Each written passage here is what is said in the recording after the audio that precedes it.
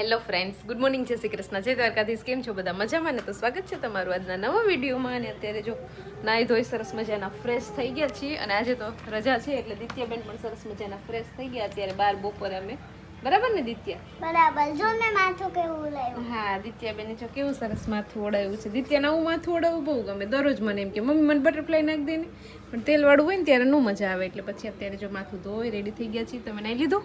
બાકી છે? આમ શિયાળામાં નથી નાતા. ગોળી લઈ જાય એમ ને?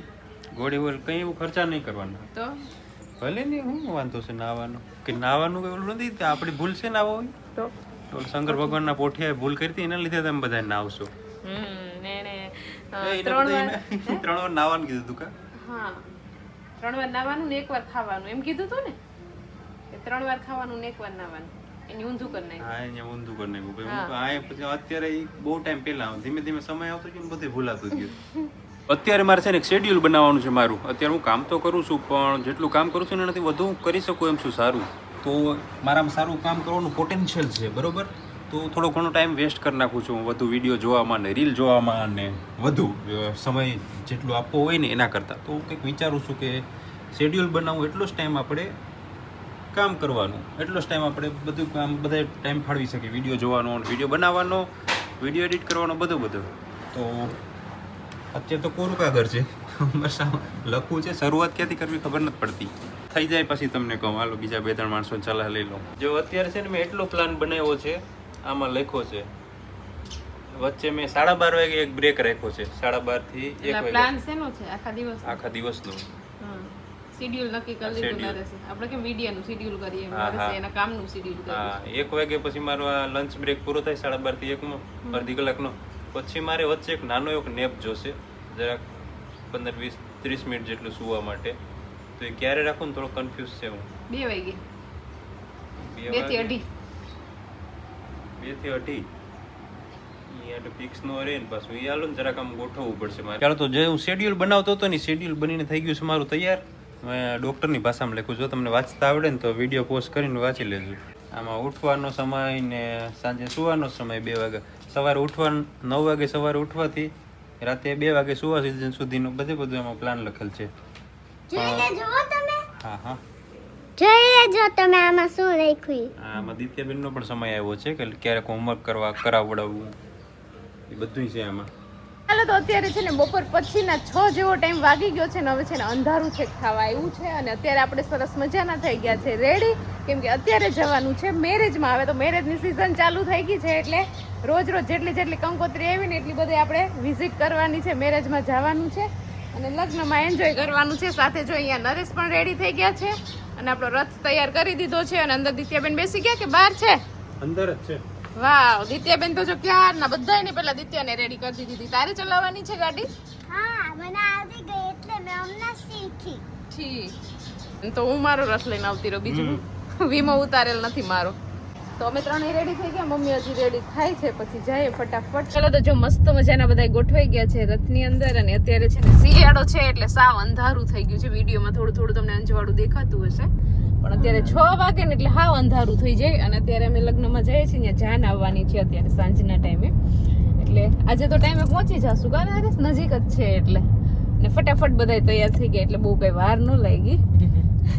જાન તો આવી ગયો છે, જમણવાર ચાલુ થઈ ગયો છે, દાળ ઠંડીનો થઈ ગયો છે. ત્યાં નરેશ ને તો ઈ ઉપાધિ છે, 5 વાગ્યાના પાછળ પડ્યા છે. મુરત હોય ને સુંદરી ઓઢવાનું, એ તો જેવું મુહૂર્ત હોય એ પ્રમાણે બધું હાલતું હોય એમ. પેલું જ લે. ને આપણે કે ત્યાં આપણે જાહું ત્યારે જ મુહૂર્ત ચાલુ થાય કે આપણે જાહું પછી સુંદરી ઓઢાડશે, એવું તો ન હોય. આપણે ટાઈમ મળે ત્યારે નીકળી જવાનું એમ ફટાફટ. પણ હાજરી આપવા જવું પડે. આપણે કંકોત્રી ઘેર આવી એટલે એની છોકરી છે. હા, શું છે? કોઈની છોકરી. હા, પપ્પાના ફઈની છોકરી થાય ને, હા, એની છોકરીના મેરેજમાં જાય છે. નરેશની બેન ના લગ્ન છે એમ. દિત્યાની ફઈના કા દિત્યા? દૂરની ફઈ, દૂરની એમ નજીકની. તો નરેશના ફઈની છોકરી અને આમ પપ્પાના ફોઈની છોકરીની છોકરી. હા, ઈ તો થયું, પણ એની છોકરી તમને ફઈ થાય ને. રામી ફઈ આપણે ફઈ નો થાય, એની છોકરીને લગ્ન છે ને એમ. પણ પહેલાથી આપણે માથે બહુ લેવેલું છે. પ્રેમ છે. રામે ફોઈની. પ્રેમ ભાવ હોય ને હા. અમુક પેઢીઓ દૂર દૂર થાય પણ આમ પ્રેમ ભાવ એટલો હોય ને તો આપણને દૂર ન લાગે એમ આપણે નજીકના જ સગાના લગ્ન હોય ને એવું લાગે વાલા ખેર આવેતી આવીને થોડીક રહી કૈરામાં ને સમુદ્રમાં ને આવેતી છોકરીઓ ને બધી આવે. ચાલો તો હવે આપણે ત્યાં જઈને વિડીયો કન્ટિન્યુ કરશું. આપણી સાથે ઘણા લોકો પણ જોઈન્ટ થવાના છે મેરેજમાં, તો બધા ઘડીક બેસશું, વાતો કરશું ને મેરેજ ની મોજ માણશું. જો જાન જાય, જો જાય, મસ્ત છે. આ બધી જાનની જ ફોર વ્હીલું છે.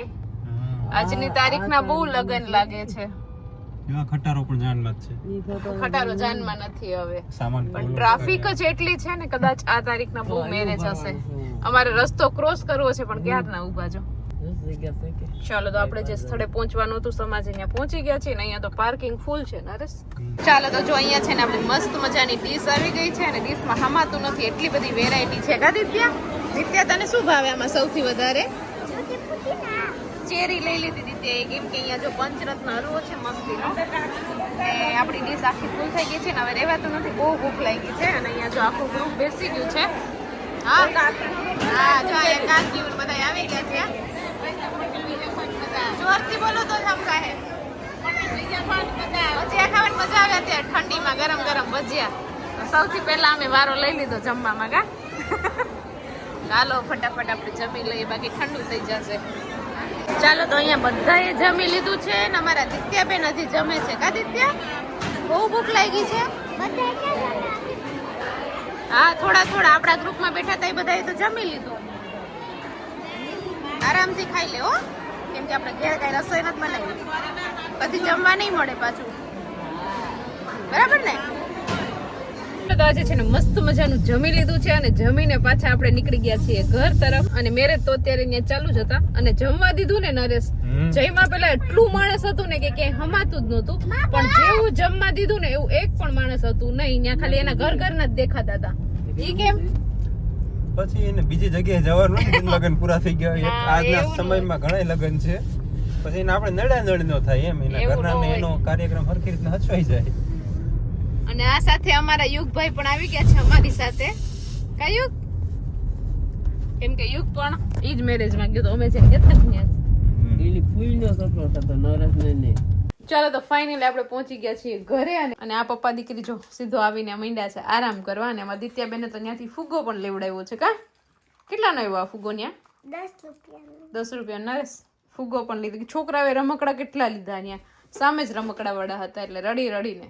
પેલા મેળામાં જ આવતો, હવે તો લગન હોય ત્યાં રમકડા વેચવા માટે હા આવી જાય. અહીંયા બહાર કેટલા બધા રમકડા વાળા હતા. બસ મેળાની બધું ઓલું હાલે નહીં ને, હવે તો દરરોજ ન હોય ને આ લગન. એ લોકોને મળી રહે ને રોજી રોટી. અને આજે મારે ને નરેશ ને જો થોડું થોડું મેચિંગ થઈ ગયું.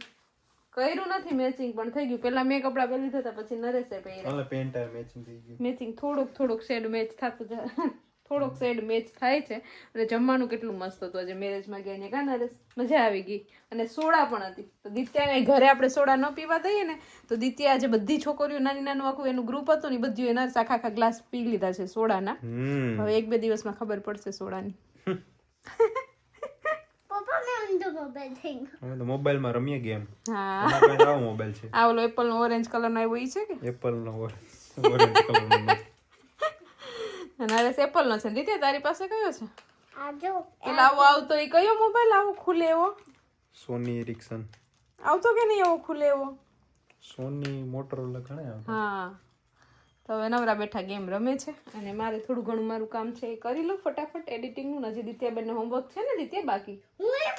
હે જો કેવો કૂદકો માર્યો ત્યાંથી સીધો. નહીં કરી તો કોણ કરશે? હું કરી દઉં. તો પપ્પાને કે હું હું કરી દઉં. અમારા હોમવર્કમાં તો આવી જ રામાયણ હોય રોજ રોજ. જો જો ચાલો તો હવે થોડીક વાર એને મનાવી પટાવીને પછી કરાવશું હોમવર્ક ને એવું બધું.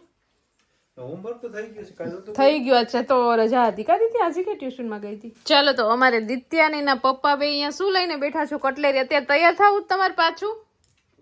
અમારે છે ને આ બીજી વાર જયારે તૈયાર થવાનું હોય ને દિત્યાને જયારે તકલીફ ન પડે ને એના માટેનો પ્લાન છે બધો.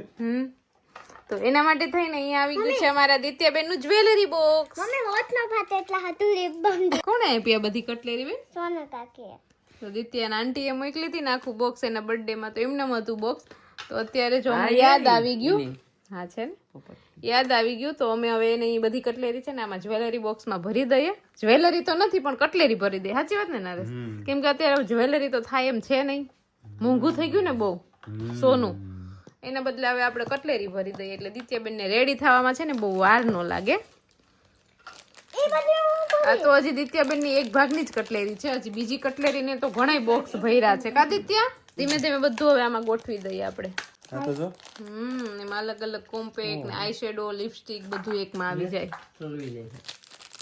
શું કર્યું દીદી ઠલવાના નથી દીકરા ખોવાઈ જશે ઈ. જો મમ્મી આ બક્કર કેવો મસ્ત બટરફ્લાય ના નાના છે એટલા સોસ છે ને માઈ જશે આઈ જાય માઈ રહી છે નહીં રે તો પછી આ બંધ ન થાય તો આ વંગડી નહીં દે થઈ જશે બંધ તો તો આ થઈ જશે બંધ કરવું પડે આને થઈ જશે ઓય નહીં થાય હા સાચી વાત છે એ તો મને ખબર છે કે આમ હોય એ બટરફ્લાય ભાંગી જાય નહીં રે ઉપર રાખો બટરફ્લાય હા આ જ્વેલરીનું છે કઈ કટલેરીનું નથી ઊનું ભરવાનું છે સોનું હોય તો ભરીએ ને ચલો તો આ સાથે આપણે અહીંયા કરી દઈએ આ વિડીયોને એન્ડ 200 રૂપિયા દિત્યાના છે દિત્યાના ગલામાં નાખી દઈશું અને જો વિડીયો તમને ગમ્યો હોય મજા આવી હોય તો જરૂરથી વિડીયો લાઈક કરી દેજો અને આવા જ મસ્ત વિડીયો જોવા માટે ચેનલને કરી દેજો સબસ્ક્રાઈબ